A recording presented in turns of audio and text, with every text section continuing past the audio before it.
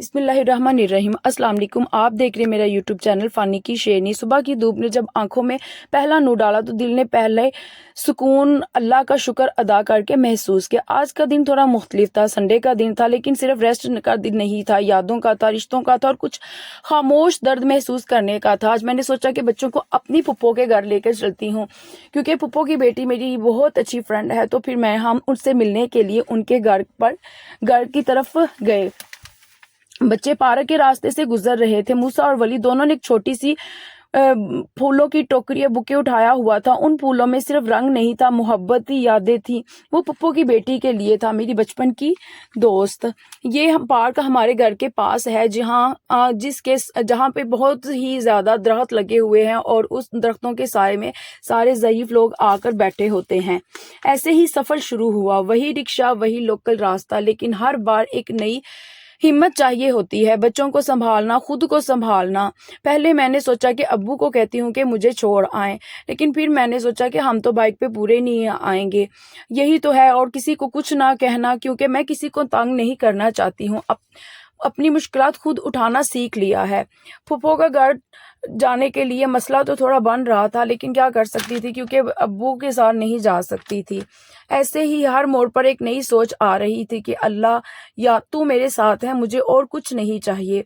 जब यही रिक्शा चिचर वाली नहर के करीब से गुजरा तो आंखों के सामने वो 18 साल पुरानी तस्वीर आ गई, जहां मेरी इसी पुप्पो की नंद का बेटा एक बेरहम वक़्त का निशान बना था। 8 दिन बाद उसकी लाश मिली थी। आज भी वो जगह देखकर मेरी दिल और मेरी रूह तक कांप गई थी। फिर पुप्पो का शहर, बड़े बड़े घर, पुप्पो नया नया मकान, लेकिन हर दीवार में कुछ पुरानी यादें थी। पुप्पो के चेहरे की कमजोरी ने रुला दिया था। उनके अपने भी तो बिछड़ गए थे। एक बेटी जिसकी डेथ हो गई थी कोरोना में, और एक उनका साथी जब सब कुछ टूट चुका था। उनके पास बैठकर वक्त गुजारा, उनकी बातें सुनी, उनकी आंखों का दर्द समझा। पुप्पो के बेटे का ये घर बहुत खूबसूरत था, जो मुझे बहुत अच्छा लगा। फिर मैंने उसकी क्लिप बनाई, उसकी अच्छे तरीके से नीचे से भी बनाई, ऊपर भी बना के आए। बहुत मज़ा आया उनके साथ टाइम स्पेंड करके। उन्होंने हमारे लिए बर्गर मंगाए, बच्चों ने बर्गर खाए, मूसा ने नहीं था खाए, मुझे वो भी खाना पड़ा, जिसकी वजह से मेरा बैली बहुत फुल हो चुका था। और ये उन्होंने दीवारों पे पिक्चर्स लगाई हुई थी, जो कि बहुत खूबसूरत लग रही थी। अल्लाह ताला उनके नसीबों में करे, इन बच्चों को अपनी ज़िंदगियों में कामयाब करे। और अब मेरे इस भाई की एक बेटी भी है, अल्लाह ताला उसके नसीब अच्छे करे और इनको इनके घर में और मज़ीद खुशियाँ दे, इनको इससे भी बड़ा घर अता करे। आमीन सुम आमीन। मूसा जब ऊपर आया तो वो गाड़ी के साथ खेलने लग गया था। ऐसे ही फिर रात गुजर गई। पुप्पो ने तो कहा था रात रुक जाओ, लेकिन मैं रात नहीं रुक सकती थी, क्योंकि मैंने ऑफिस जाना था।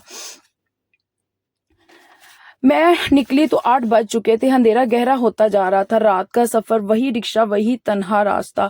सोच रही थी कि कितनी बहादुर हो गई हूँ। एक वक्त था जब मैं अपने रूम से दूसरे किसी और के रूम में अंधेरे में नहीं जाती थी, इतनी ज्यादा मैं डरती थी। लेकिन आज मुझे कोई खौफ नहीं था, क्योंकि दिल में एक यकीन बस चुका था कि अल्लाह साथ है और वो हर अंधेरे में मेरे लिए रोशनी बनेगा।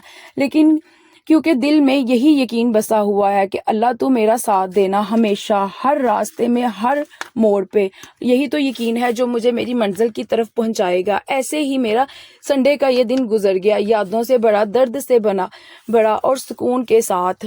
अगर आपको मेरी ये वीडियो पसंद आए तो इसे लाइक करें, सब्सक्राइब करें और अपने दोस्तों के साथ शेयर करें, और काइंडली उन औरतों तक पहुंचाएं जिनके लिए मेरी ये स्टोरी एक मोटिवेशन साबित हो सकती है। मैं चाहती हूँ कि मेरी वो बहनें, वो भी अपने घरों से निकले, अपने दर्द को समझें और अपने दर्द को महसूस करें और अपने बच्चों के लिए कुछ बनाएं, उन बच्चों को काबिल बनाएं, उन बच्चों को किसी मुकाम पर पहुंचाएं, ना कि वो घर में बैठकर परेशान हो। अगर आपको वीडियो पसंद आए तो इसे लाइक करें, सब्सक्राइब करें और अपने दोस्तों के साथ शेयर कर दें। मिलते हैं फिर किसी नई वीडियो में। अल्लाह हाफिज। अपना बहुत ख्याल रखिए।